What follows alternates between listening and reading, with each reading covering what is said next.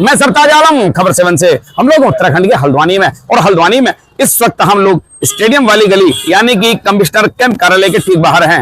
बाहर यूं है कि कमिश्नर दीपक रावत, जी हां, जो कि आईएएस है, उनका जनता दरबार चल रहा है। जन समस्याएं आती हैं, बहुत सारों का सॉल्यूशन तो हैंड टू हैंड किया जाता है, और जिनका हैंड टू हैंड नहीं सॉल्यूशन किया जा सकता उसमें आरोपी को बुलाया जाता है, यह समझौते का मामला आता है, और कभी कभी साथियों मुकदमे भी लिखाने का नंबर आता है। तो इसी तरह के कई मामलों का सॉल्यूशन हो रहा है जिनकी सख्त सुनवाई की गई है। इस पूरे मामले में दीपक रावत के पास चलते हैं, जो कि आज बता रहे हैं कि क्या क्या मामला है और उनमें क्या क्या हो सकता था, जो जो मुमकिन था। तो साथियों मेरे साथ बने रहिए और अंदर चलते हैं, दीपक रावत जी को सुनते हैं। अच्छा, मतलब कोई गड़बड़ी है? हाँ सर, तो गड़बड़ी भी है मान लीजिए, तो आप पहले पैसा देंगे और फिर दिखवाएंगे गड़बड़ी है या पैसा देने से पहले दिखवाएंगे? वैसे पूछ रहा हूँ आपसे, आपकी जानकारी के लिए।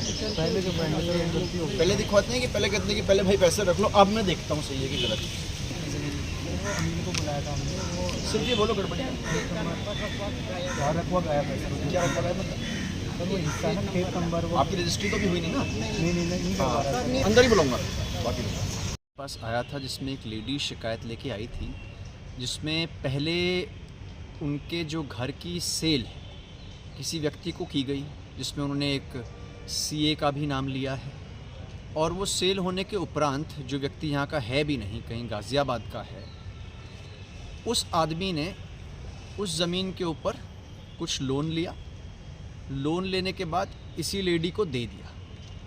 उसके बाद जब इस लेडी के अकाउंट में पैसा आ गया तो जो कंसर्न बैंक के मैनेजर हैं वो इस खाते को ऑपरेट करते रहे, जिसमें से कि 70 लाख रुपए एक किसी व्यवसायी को जो लिकर का काम करते थे उनके खाते में डाल दिया गया, और बाकी जो बचा हुआ पैसा है जो अलग अलग कंपनीज़ के नाम पे डाला गया है। इसमें एक और जो गड़बड़ी हुई है कि जो वैल्यूएशन इस प्रॉपर्टी का किया गया, जो इसका वास्तविक मूल्य है उससे काफ़ी ज़्यादा दिखाया गया ताकि ज़्यादा लोन इसमें मिल सके, और अब वर्तमान में वो लोन भी एनपीए हो गया है, और उस लेडी के पास बैंक अब घर लेने के लिए आ रहा है, जो कि उसके नाम पे खैर वैसे ही नहीं है, उसका फिजिकल पोजेशन ले रहा है। तो ये काफ़ी लोगों के कनाइवेंस से हुआ है।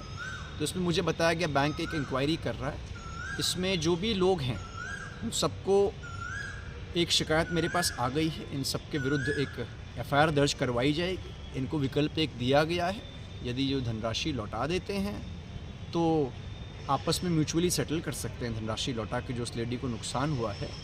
अदरवाइज़ इसमें जो भी मुकदमा होना है वो किया जाएगा। और ये क्योंकि इस तरह का दूसरा मामला मेरे पास आ गया है, तो ये पब्लिक को भी एक सचेत होने की बात है कि इस तरह से कहीं भी अनजान जगह जगह साइन ना करें, इसमें प्रॉपर काउंसलिंग करें, घर वालों से भी डिस्कस करें, अदरवाइज़ इस तरह के फ्रॉड्स होते हैं। सर, पर्यटन को लेकर नैनीताल में क्या स्टेटस है अभी सर? देखिए, नैनीताल में सुबह मैंने फिगर्स ली रही थी, अच्छी आवाजाही थी, कैंची धाम में भी अच्छी आवाजाही थी, तो मुझे लगता है कि सब कुछ यहाँ पे सामान्य है। अगर कोई इस तरह की सूचनाएं फैला रहा है कि नैनीताल में कुछ गड़बड़ है या दिक्कत है या सिक्योरिटी थ्रेट है, मुझे लगता है ये एकदम अनफाउंडेड है और गलत और भ्रामक सूचनाएं हैं। इस पर बिल्कुल आप ध्यान न दें। यहाँ पे पुलिस और प्रशासन आपकी मदद के लिए हैं, टूरिस्ट की मदद के लिए हैं, और आप लोग ज़रूर यहाँ पे आएँ, अपनी हॉलीडेज़ यहाँ पे एंजॉय करें और अच्छी मेमोरीज कुमाऊं में घूम के। कमिश्नर दीपक रावत, उन्होंने एक बात तो समझा दी है, जब से वो कमिश्नर बनकर आए हैं उन्होंने सप्ताह में कभी एक बार तो कभी 2 बार साथियों लगातार जनता दरबार लगाया है, लोगों की समस्याएं सुनी है, और जो कहीं नहीं जा सकते थे, जो बिल्कुल माजूर लोग थे, कमजोर लोग थे, मजलूम थे, वो यहाँ पर आए हैं। मैं खुद प्रत्यक्ष गवाह हूं, सैकड़ों लोगों को इंसाफ भी मिला है, वरना लोग अदालतों की चौखट पर लंबे वक्त से तारीख पर ही जाते रहते थे, लेकिन यहाँ की तारीखें बहुत कम पड़ती हैं और इंसाफ भी मिल जाता है। तो साथियों, आपको हमारी लाइव कवरेज कैसी लगी बताना ना भूलें, और इसमें लाइक, शेयर और कमेंट इस उम्मीद पर करें कि अगर आपकी भी कोई समस्या है तो आप आईएएस दीपक रावत, जो कि कुमाऊं कमिश्नर है, उनके पास आ सकते हैं। साथियों, मैं चलता हूं, मैं आपका दोस्त, आपका भाई, मैं सरताज आलम, खबर 7 हल्द्वानी।